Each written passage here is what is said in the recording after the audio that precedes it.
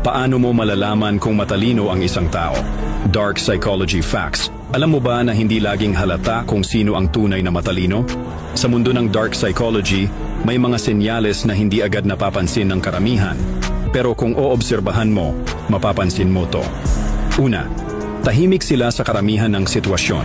Hindi ito dahil sa mahiyain sila, kundi dahil sanay silang mag-obserba. Sa halip na magsalita agad, mas gusto nilang intindihin muna ang paligid.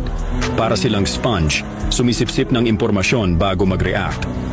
Pangalawa, madali silang magsawa sa small talk. Kapag napansin mong parang hindi interesado ang isang tao sa chismis o chismisan, posibleng mataas ang intelligence nila. Mas gusto nila ng malalim na usapan, yung may kabuluhan. Pangatlo, alam nila kung kailan magpanggap.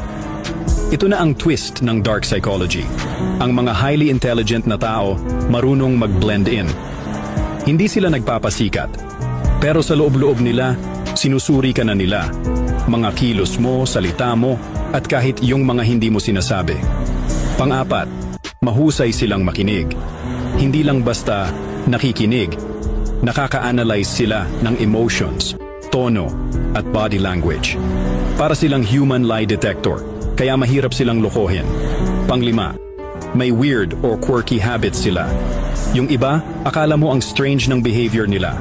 Pero sa totoo lang, may logic sa ginagawa nila. Hindi lang natin agad maintindihan. That's a classic sign of divergent thinking, isang uri ng talino na bihira. At ang huli, may self-control sila. Kapag may taong hindi agad napipikon, hindi nagpapadala sa emosyon, at marunong maghintay, ibig sabihin, may malalim na level ng cognitive intelligence at emotional regulation.